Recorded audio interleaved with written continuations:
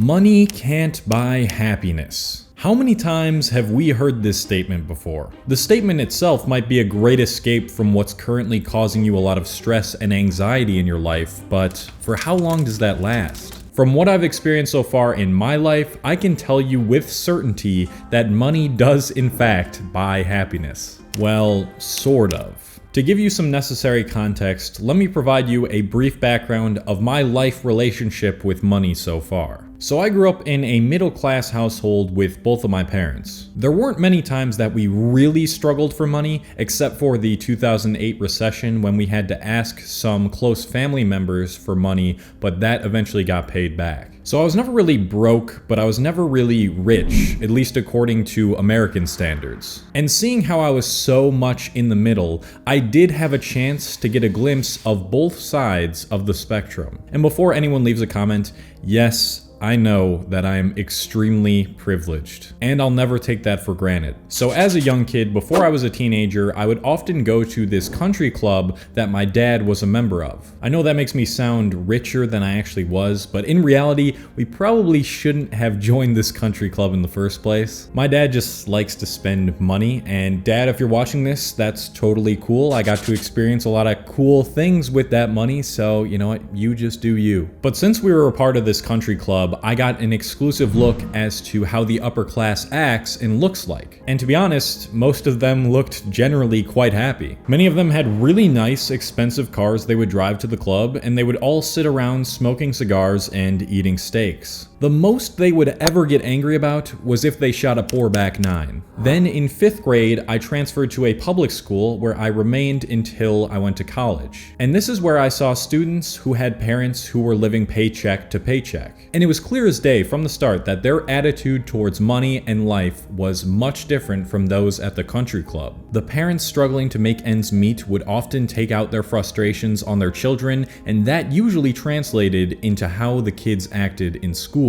And they would make sure to never talk about money. After closely seeing both ends of the money spectrum, it was clear that the more rich and wealthy people had a greater sense of satisfaction and well-being towards life. Then when I graduated high school and went off to college at the University at Albany, it was the first time that I had little to no money, at least since I was a little kid. I had worked different summer jobs in high school as a busser at several different restaurants, so I always had at least a little bit of pocket money, but that freshman year of college, I was jobless. Every time my parents brought up the possibility of getting a job while in college, I quickly tried to avert the subject because I wanted to deny the fact that I was broke, and that's going to play an important part in what I'm going to talk about later. Between dorming and classes, by the end of college, I had racked up a pretty decent amount of debt. Even though I had seen how much happier the rich seemed to be, up until this point, I didn't think that was in the cards for me whatsoever. I thought that I was destined to be average, and I set limits on how much money that I would probably make in my lifetime. I told myself that my main goal would be to make around $60,000 to $80,000 a year, because then I'll be happy, and I don't think I'm capable of making more than that.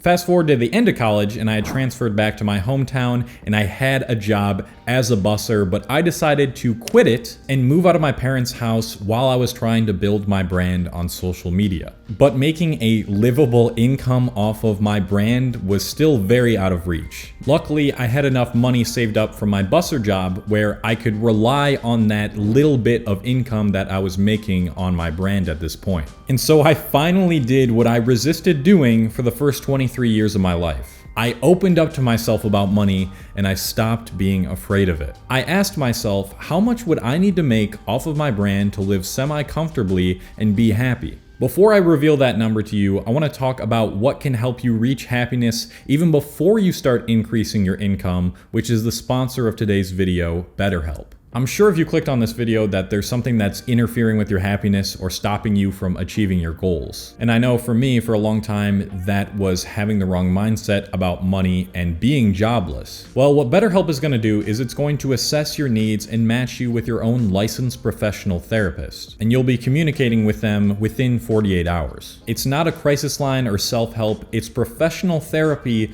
done securely online. And there is a very broad range of expertise in BetterHelp's 20,000 plus therapist network, which may not be locally available in many areas. And on top of that, the service is available for clients worldwide. You'll be able to log into your account anytime and send a message to your therapist, unlike traditional therapy where you have to actually be there. And unlike traditional therapy where you have to sit in a waiting room, you'll get timely and thoughtful responses, plus you can schedule weekly video or phone sessions. And if it's needed, BetterHelp makes it very easy and free for you to change your therapist at any time. And it's more affordable than traditional therapy, and financial aid is available. You can visit betterhelp.com/Cole, that's better HELP, to join the 1 million plus people that are taking charge of their mental health with the help of an experienced professional. And there's a special offer for subscribers of my channel where you can get 10% off your first month by going to betterhelp.com/Cole. So yeah, check it out because I really do recommend that people go to therapy.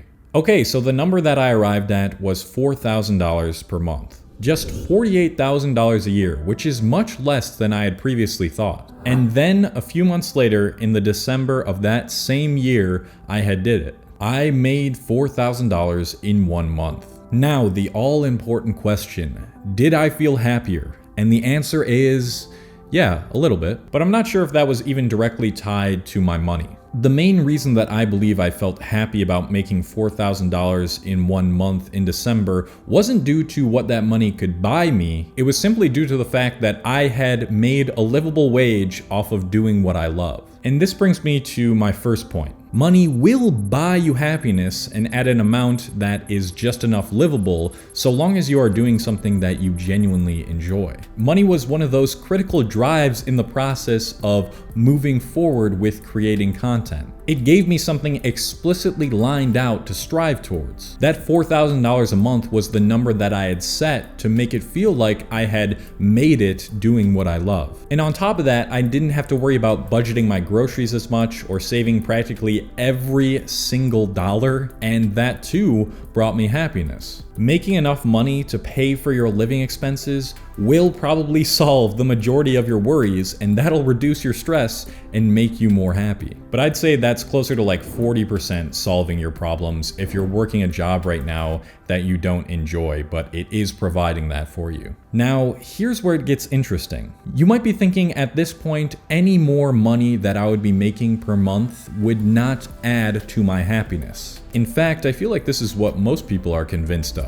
And I was convinced of this too for the next several months, because for the next several months, my income was increasing, but my levels of happiness stayed the same. And that continued until about 2 months ago when I started to make over $10,000 a month. When this started to happen, it started to reduce my stress levels even more. And the many dreams and opportunities that I thought I would never reach were now possible. And this is my second important point. This number might be different for everyone, but between making a livable wage and a little bit more livable wage, happiness probably won't increase. But once you get to making close to double what you need, your happiness will greatly increase. Firstly, I now no longer have to worry about those worst case scenarios with money where maybe I get into a car accident or my PC breaks and I would have to buy a new one. If I had to do these things back in December when I was making $4K a month, it definitely would have caused me some stress and unhappiness. But now it's not nearly as big of a deal on my pockets, and that has made me happier. And secondly, I can finally give using money. I've always been the most frugal dude my entire life. Even now I kind of am. But now I can start using this money that's left over to be more generous to others, like buy my friends merch or get them to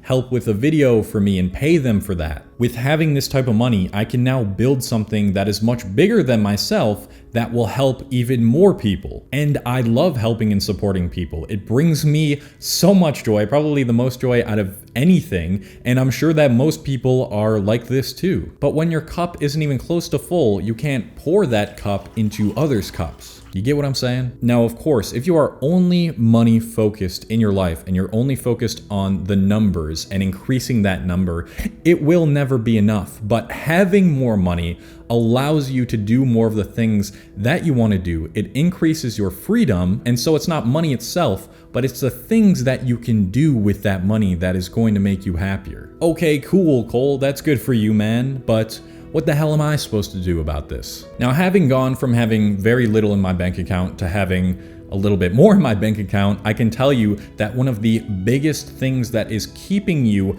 from increasing your income is your mindset. There is a really amazing video by one of my favorite finance channels right now, Vincent Chan, which is titled How You're Conditioned to Be Poor, and he talks about many of the things that I'm going to go over and paraphrase a little bit from his video right now. So unfortunately, most of us have very negative energy towards money, and we attach that to money, and we're afraid to talk about the subject. Money is basically a taboo thing. And many of us don't know shit about money or how to manage it or invest it. The fact that it is just a form of energy because it's not really taught in schools. And if you grew up with parents who are struggling to make money or are making just enough money, then they will instill their beliefs about money into you. Personally, for me, I know my parents never really talked to me that much about making money or how to manage it. All they told me was to get a job. Mom, Dad, you guys still did great. It was a feared subject to talk about, and so that translated into me trying to avoid the subject during that freshman year of college when my parents were trying to tell me to get a job. And I also set a limit on how much money I thought that I deserved to make